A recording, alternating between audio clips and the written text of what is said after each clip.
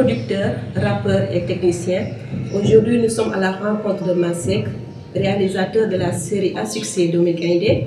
Nous allons d'ailleurs revenir sur son parcours professionnel, mais aussi du cinéma en général, sans oublier de son conflit entre Canal+. Bienvenue, chers internautes. Bonjour Masek. Bonjour. Merci de nous avoir reçus. Tout le plaisir. Je vous laisse vous présenter et saluer nos chers internautes. Donc, moi, de façon succincte, moi je m'appelle Elhadji Malick Seck et mon nom d'artiste en tant que musicien MASS, c'est mon nom d'artiste en tant que réalisateur, en tant que dessinateur, en tant que modéliste, c'est Mama Seck. Donc, j'ai eu un cursus scolaire à Diourbel, je suis un bois et j'ai eu mon bac, je suis venu à Dakar. Et puis j'ai fait maths physique, ensuite j'ai fait génie informatique, génie électrique. Et ensuite j'ai laissé tout ça pour intégrer effectivement le milieu d'abord l'imprimerie, tout ce qui est flyer, after effects. Et après donc j'ai intégré la télévision. C'est en 2011 que j'ai commencé ma première série qui s'appelle Division Extérieure. Voilà, vous venez de le mentionner, vous êtes en fait un homme à multiples casquettes. Vous êtes tantôt monteur, infographe et réalisateur aussi. Qu'est-ce que ça vous fait d'être un professionnel à multiples casquettes? Bon, je pense que déjà la finalité, c'est l'art. La finalité, c'est la, comment dirais-je, pour être réalisateur. Je vous ai entendu parler de Cameron. James Cameron, qui est le réalisateur de Avatar, entre autres, qui est aussi le réalisateur, je pense, de Terminator. C'est un excellent dessinateur. Quand il a intégré Hollywood, il a d'abord eu un travail de storyboard, ça c'est lui qui dessinait les plans.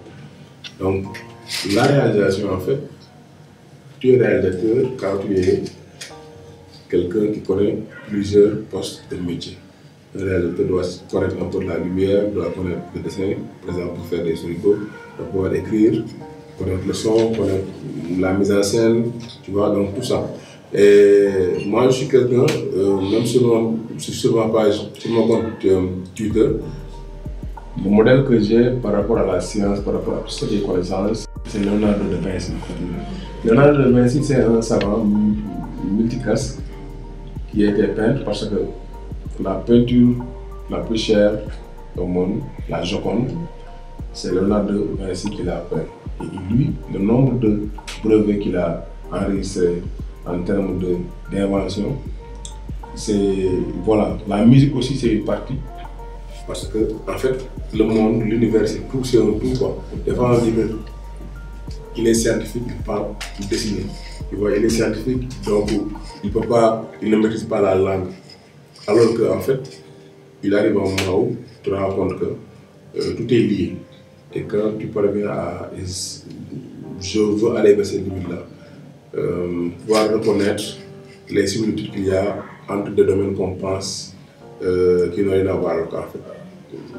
Voilà quoi. Par exemple, je donne juste un exemple. Pour les monteurs, par exemple, les monteurs, ça pourrait les aider. Quand quelqu'un connaît la musique et est monteur, ça veut dire qu'il a d'abord commencé comme rappeur ou bien musicien ou bien programmateur. Quand il monte et qu'il doit faire la synchronisation, tu vois, quand quelqu'un parle, il peut avoir le rythme à l'oreille et taper pour savoir là où la lecture va s'arrêter. Ensuite, quand il va mettre, par exemple, l'autre vidéo ou le son qu'il peut synchroniser, il n'a qu'à écouter et puis tac. Tu vas synchroniser sans pourtant regarder la vidéo. Pourquoi? Parce que tu as fait appel à ta connaissance de rythme. Tu vois? Donc, les logiciels audio et les logiciels vidéo en général, c'est un peu pareil. C'est pourquoi je dis. Pour moi, c'est quelque chose de normal. Voilà, donc il y a quelques mois, on a eu le plaisir de découvrir votre série Doomy Gaindé, une série qui s'est démarquée des autres, donc qui n'a rien à voir avec ce qu'on a l'habitude de voir. Donc, qu'est-ce qui vous a motivé à réaliser cette série-là? Oui, bon, je suis quelqu'un, j'adore le cinéma. Et je pense que le plus grand plaisir pour moi, le bonheur, c'était à l'époque où je faisais l'école primaire, c'est d'avoir 100 francs. Et quand j'avais 100 francs, la seule chose que je pensais, c'est aller au cinéma. Quand j'avais 100 francs pour moi, c'était le bonheur. Donc je me faisais battre, tu vois, parce qu'à l'époque, quand tu étais jeune, enfant, et puis tu allais au cinéma, tu étais un bandit. Parce que le milieu du cinéma, tu vois, c'était un peu le milieu de la pègre. Parce que au-devant de tous les cinémas, il y avait les bandits et tout. Quoi. Moi, j'aimais particulièrement les affiches. Et aussi, des fois, à l'époque, il y avait les VHS qu'on louait. C'était des cantines de location de VHS. Ce que je faisais, si j'avais 500, par exemple, j'allais louer Rocky Balboa. Tu vois, donc j'ai 24 heures. Et si j'ai 24 heures là, je m'arrange pour au moins regarder au moins 3 à 4 films. À la maison, il n'y avait pas de VHS. Mais je connaissais des vieux, les salles, qui en avaient, par exemple, un vieux Parawan Sec, tu vois. Il y avait une vieux qui s'appelait Tal. Donc, eux, quand je louais un VHS, j'allais par exemple chez Parawan pour regarder. Après, j'allais chez Pajalo, on échange. Tu vois, donc sur les 24 heures, je vais en profiter pour regarder au moins 3 à 4 films. Je pense que c'est cette passion-là qui ne m'a jamais quitté, parce que même à l'époque, j'ai dessiné. Et je suis quelqu'un qui va faire la différence. La différence, c'est quoi? C'est que de l'intérieur, quand tu connais la chose, quand tu vas réaliser, en fait, je me suis rendu compte que pratiquement toutes les séries se ressemblaient, entre guillemets. On parlait d'amour, on parlait de casse, on parle de mariage, on parle de polygamie, on parle de violence faite aux femmes, de luxe, de bandits. Donc je me suis dit, ok, je vais raconter une histoire très simple. En fait, le sujet n'est pas très important, mais c'est la manière de raconter le sujet qui fait que les gens sont passionnés. Je vais dire, ok, on va avoir un point de départ. 3 enfants très pauvres, ou des qui sont très pauvres, extrêmement pauvres, si tu vois là où j'habite, et qui ont le même des problèmes pour avoir 100, 200, parce qu'ils vont faire, je sais pas, des concours de gens là pour avoir de l'argent, et qui se disent, ok, ils ont une passion de football et ils trouvent une affiche où il faut 100 000 francs pour s'inscrire. Et ils veulent s'inscrire. Puis, c'est là où les challenge. Ils disent, ok, comme le Sénégal, tu vois, tous les jeunes aiment le football. Et on a de grandes stars, tu vois, dans le monde, que ce soit Sadio Mané, dans je peux en citer, qui sont leaders là où ils sont. Et le Sénégal est le premier pays de football en Afrique. Donc, je vais raconter ce qu'on appelle ce backstory. Et c'est ça qui a fait que j'ai pris la décision de faire une histoire sur le football avec l'histoire d'une famille qui est pauvre, des jeunes, des enfants pauvres, qui vont à l'école manger marais à la conquête de leur passion. En fait, moi, ce qui m'a plu dans cette série, c'est la métamorphose de Patrice, de Lambrana en fait. Parce qu'on le connaissait dans les séries comiques, pour Lambrana, c'est quelque chose du genre. Mais aujourd'hui, on le voit dans Domi Gaindé complètement différent. Donc ça m'a beaucoup plu. Et aussi le décor. Le jeu est fluide, simplifié. Voilà, ce qui m'a beaucoup marqué. En fait, qu'est-ce que vous avez utilisé Ouais. Moi, l'histoire, en fait, je dirais, c'est semi-autobiographique. Parce que quand on était jeune à Djibel, moi, je faisais partie d'une école de football. Et c'était pas Crèche qui était notre mentor, c'est lui qui nous a donné. Donc, Patrick, bon, il ressemble un peu il ressemble même, je dirais, beaucoup à Lamarana. Donc, en écrivant, j'avais en tête que c'est Lamarana que j'allais prendre. Et Lamarana, à l'époque, je vous dis, il ne voulait même pas tenir de série. Je suis allé chez lui à Grand Yoff, lui expliquer, lui raconter l'histoire. L'histoire l'a plu, quoi. Tu vois. Ensuite, le décor. Le décor, c'est quoi? Pour moi, le décor, c'est un acteur à part entière. Parce que quand vous donnez une scène, par exemple, vous allez dans une forêt, on vous montre la forêt de haut, ça augmente la tension. Si cette même scène est tournée, par exemple, dans un salon, là aussi, vous voyez, la tension et la qualité de cette scène-là va diminuer. Nous avons eu, moi j'ai constaté que dans les séries en général, si tu comptes les séquences de salon, comme à l'époque, il y a beaucoup de séquences de salon, il y a beaucoup de séquences d'intérieur. Si vous avez la donne, que ce soit un film où tu découvres des décors de rue. Tu vois, donc quand tu regardes, tu as l'impression que bon, tu vois à travers le golfe, tu regardes le lac, la forêt, la rue, tu vois, les terrains. Et c'était la première chose, quoi, le décor est très important pour mon film. Voilà, il y a aussi un autre personnage qui m'a marqué, c'est le chef de gang, Rétan. Mais comment, en fait, ça m'a dépassé. D'habitude, dans les séries, les bandits sont un peu, voilà, voilà, ils font peur. Mais lui, il est là, nice, tranquille. Mais il fait peur. Voilà. Mais il fait peur. De pas sourire. Voilà, comment vous l'avez rencontré en fait? Vous le connaissez personnellement? Oui, je le connaissais personnellement. Je le sais d'ailleurs. Rétan, il s'appelle Degray. Parce que moi, j'ai tourné à Golf, où est le studio de. C'est là-bas que je trouve le studio d'Alien Music. Donc, moi, par exemple, toutes mes musiques, je les agence là-bas. Et Degray, c'est un technicien de cinéma, tu vois, de son du moins. Donc, en faisant ce personnage-là, j'avais écrit autrement. Mais, bon, une fois en tournage, quand je l'ai vu, on discutait, ok. Et ce serait bien que ce personnage puisse faire peur, en même temps puisse faire rire, quoi. Tu vois? Parce que si tu regardes les personnages les plus forts, qui font le plus peur, en fait, ce n'est pas des personnages qui sont costauds, habillés en noir. Non, des fois même ça fait rire, quoi. Quand tu regardes, par exemple, quelqu'un de baraqué dans la rue qui marche avec toi, tu vois, tu ris.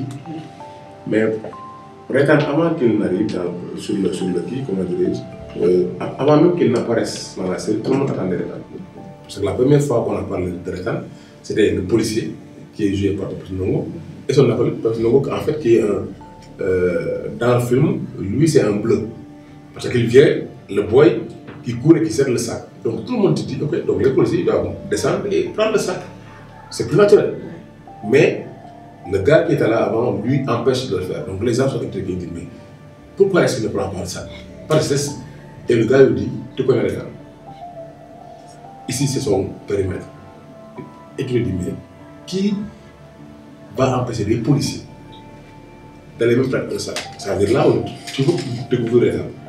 Ensuite, le bandit qui faisait le plus peur, c'était Joe. La première fois qu'on le découvre, il arrive avec la sœur de Hassan, donc Aïda, qui sort et qui dit Joe, il dit Joe et il rentre. Elle a peur.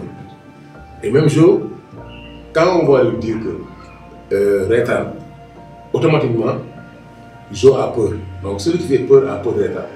Et c'était déjà ça, avant de faire appel à Rétan, donc, on attend Rétan. Mais quand Rétan arrive, on est un peu déçu, mais on est surpris. Parce qu'on le voit en fait psychopathe qui rit, mais à un moment donné, quand il ne rit plus, tu as peur, tu vois. Et je pense que c'est comme ça que moi j'aime les personnages. C'est-à-dire, le personnage de Rétan seulement pourrait faire un film. Dans Domi Gaindé, on peut faire ce qu'on appelle préquel, c'est-à-dire on prend Rétan. On va découvrir qu'est-ce qui a mené à cet Rétan-là. C'est comme le Joker. Aujourd'hui, comme Joker. Le Joker, il a un film, le Joker, qui a été un succès. Et c'était un préquel. Comment est-ce que le Joker en est arrivé à être méchant? Et pourtant, ce n'est pas quelqu'un comme quand tu le regardes.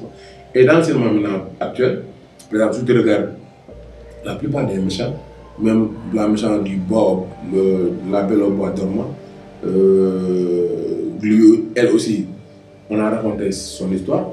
Tu vois, Cruella, c'est les 101 Dalmatiens. Donc la méchante avec les cheveux noirs et qui, on a raconté comment elle est venue au monde et pourquoi elle est devenue méchante. Tu vois, maintenant on n'est plus à l'ère des films indo où quand tu vois le méchant, il arrive, il parle avec une voix, tu vois, on n'est plus à ça. Et le mythe est cassé par Bruce Willis quand il a fait Pièce de cristal. Bruce Willis, avant Bruce Willis, on avait les Rambo, les Van Damme, Dolph Lundgren, Arnold Schwarzenegger. Tu vois, c'était des gars baraqués, tu vois. Mais quand le film Un peu de cristal est arrivé, c'est un gars normal, mais qui résiste, tu vois, qui se fait battre, mais qui n'abandonne pas. Ce mythe-là est cassé. Maintenant, aujourd'hui, si tu fais un film Rambo, ça ne marche plus, quoi. Voilà, et pour rappel à nos chers internautes, aujourd'hui, Domi Gaindé a été primé plusieurs fois au niveau du festival Canada Movies Awards, prix du public, n'est-ce pas, et aussi prix meilleur acteur pour le trio, et sans oublier aussi le festival Vue d'Afrique, encore prix du public. Est-ce que vous vous attendez à un tel succès? Bon, moi je m'attendais à ça. Il est arrivé que mon premier caméraman, quand on tournait, il me disait, moi je ne connais pas ce temps de tournage. Pourquoi est-ce que nous, parce que le studio, quand j'ai fait Division X, tout le monde attendait que moi, c'est pour ça que je suis dans le milieu depuis. Et la plupart qui font des séries, je les ai connus avant. Tu vois?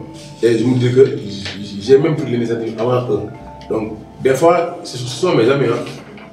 Je les appelle et je fais des critiques, je leur dis que mais tel personnage, tu ne devais pas le faire ça. Tel jeu, tu ne devais pas le faire comme ça. Et il y en a même des réalistes qui me disaient, Mars, on tente que tu fasses. Parce que toi, tu pas trop quoi, tu vois. Et pour dire vrai, le cinéma, comme je dis, j'ai grandi avec. J'ai grandi avec Spider-Man, Batman, tu vois, Doctor Strange. Tous ces héros-là qui sont maintenant actuels et les plus grands héros, c'est quand j'avais 3 ans, ou bien 4 ans que je les connaissais dans des bandes dessinées. Tu vois? Donc je connais leur histoire avant. En plus de ça, j'étais quelqu'un qui aimait beaucoup lire, que ce soit la mythologie grecque, la mythologie inca, la mythologie maya, la mythologie égyptienne, pharaonique, tu vois, et la mythologie noire en général, qui est maintenant repris. Parce que si tu regardes Thor, si tu regardes Sinbad, si tu regardes donc comment dirais-je, les films des Amérindiens, toutes ces histoires-là, moi, il y a plus de 30 ans, je les connais. Tu vois? Donc, quand est-ce qu'on va raconter nos histoires?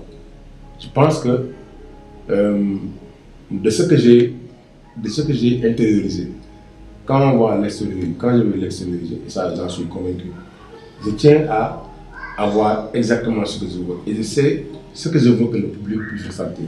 Par exemple, sur la plus grosse déception, je pense, pour les fans de Doomu Gaindé, c'était quand le Taïbé est mort. Tu vois, ça a détruit beaucoup de personnes. Pourquoi? Mais je l'ai fait, pourquoi? Parce que c'est un cri du cœur contre les hôpitaux qui, au lieu de prendre les enfants en urgence, me demandent le ticket. Ce qui est pauvre au Sénégal, tu ne peux pas choisir. Et quand tu fais aussi tourner les enfants vont te là, tu vois, et tout le monde va retrouver son âme d'enfant. Si tu es enfant, par exemple, les enfants comme à Sénégal, quand on tourne, maintenant par exemple, quand je vais les voir ou bien quand je déplace, quand les enfants les voient, mais c'est un autre monde. Même Rétan, c'est-à-dire, les enfants, ils adorent Rétan. Tu vois, c'est un personnage qu'ils adorent, parce que le fait de rire, et c'est ça qui a fait que Doomu Gaindé soit apprécié, parce que ça rappelle l'âme d'enfant de chaque région.